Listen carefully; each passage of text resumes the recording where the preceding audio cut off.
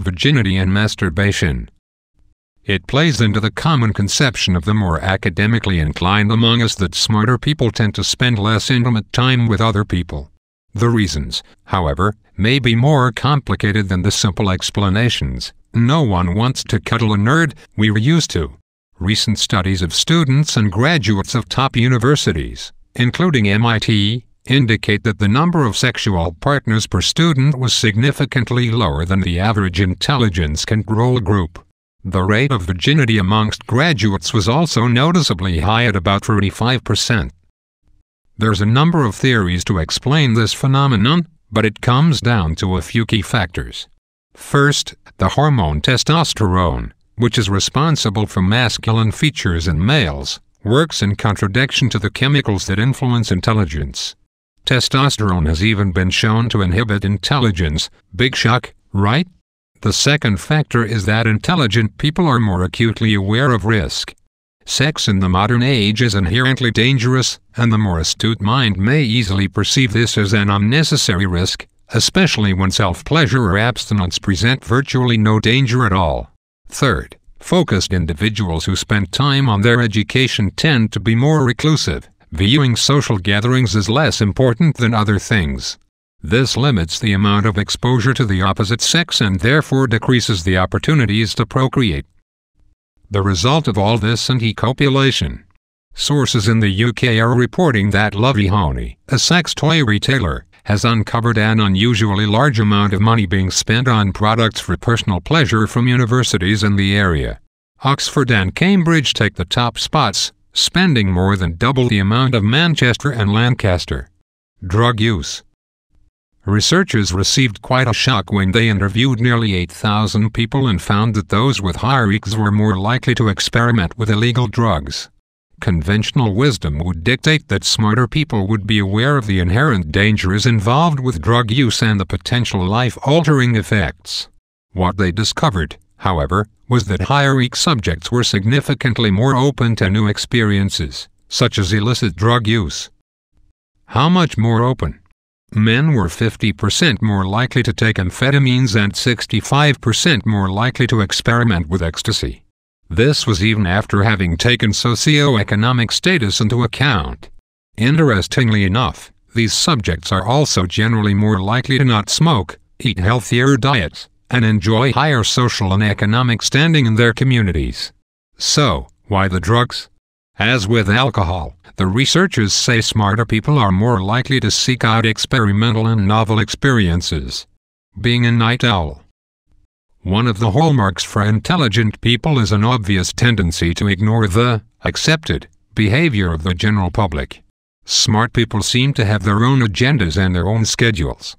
A recent study by the London School of Economics indicates that insomnia is a natural tendency of the intellectually elite amongst us. It doesn't appear to be a fluke, either. The rates of sleep achieved in hours per night declines as the average IQ level raises. Speculation may lead us to believe it is an overactive mind that finds rest less easy to achieve, or that perhaps the late night hours are a quieter environment for personal pursuits. Alcoholism. The great literary minds of the 20th century would no doubt raise a toast to this curious indicator of heightened intelligence. A study by Satoshi Kanazawa indicates that it may be likely alcoholism is the sign of a genius at work. The reasoning is slightly unexpected. Unlike the sexual tension issue highlighted above, it appears that alcohol consumption has very little to do with releasing stress as much as it does the experience of drinking the alcohol itself.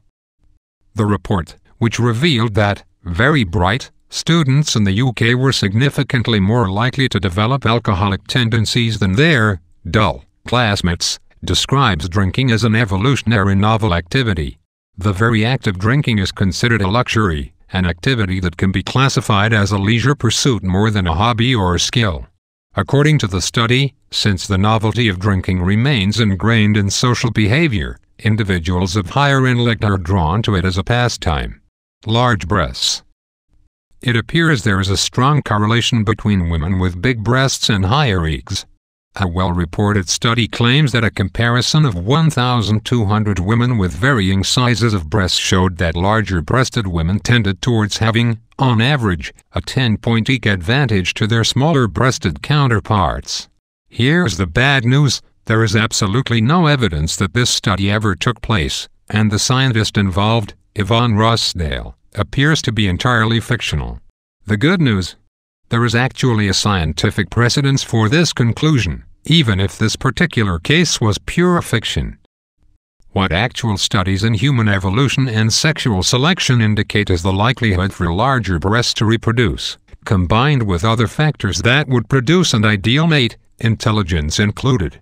Larger breasts are likely perceived by the instinctual mind as more capable for nourishing a growing brain, evidenced by the fact that lesser evolved species of mammals seem to pay this feature no mind whatsoever.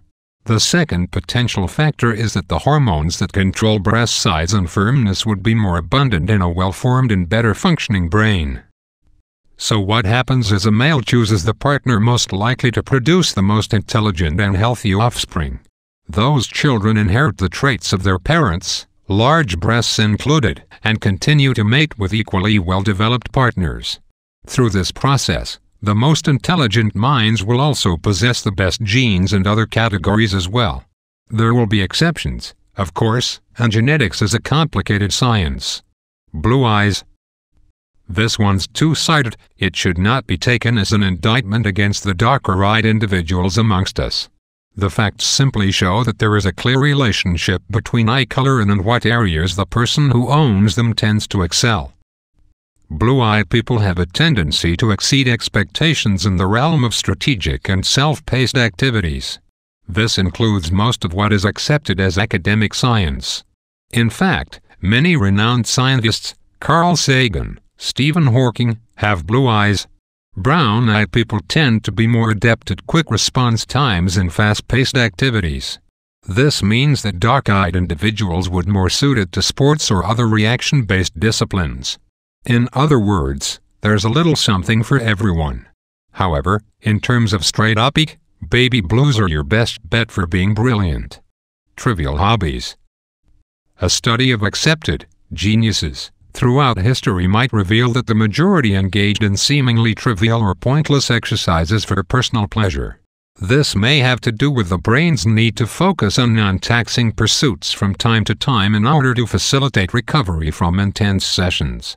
It may have to do with the way an above-average person sees their world and their altered perception of triviality, but one thing is for sure: this common trait was shared by some of the greatest minds in history. Einstein enjoyed sailing. Stephen Hawking enjoyed climbing, rowing, and even wrote children's books. Perhaps a tendency towards water sports is another little-known indicator. Pointless pursuits. Geniuses throughout history have been noted as dedicating themselves to what were considered at the time pointless pursuits of human activity. John Alexander Newlands was laughed out of science when he invented the first periodic table, while the Wright brothers were ridiculed for their incessant flight experiments and even called liars while offering live demonstrations. Gregor Mendel discovered the roots of genetics and was promptly ignored by the science community as a whole. The point is, a genius mind by definition does not see the world through the same lens as the rest of society. Therefore, it is a lot more likely to undertake odd pursuits in order to achieve great advancements. Doodling. There are two things artists and genius-level individuals have in common: the ability to process abstract thinking effectively. Individuals possessing higher intelligence learn how to express themselves in abstract ways. As typical communication methods fail the advanced mind, theories and ideas present themselves in pictorial form, amongst others. People with higher EQs tend to want to share their ideas and put them down in a way that makes them easier to understand. Artistic pursuits, such as absent-minded drawing, may provide an outlet for that inspiration to reach the physical world. Van Gogh and Picasso would certainly make the list as advanced doodlers, while musical geniuses like Beethoven and Mozart chose a different medium for the same creative instinct. Mental illness. Smart people are oddballs. Virtually every leader in the academic realm has been noted for having a sort of eccentricity, or several, that set them apart from their peers.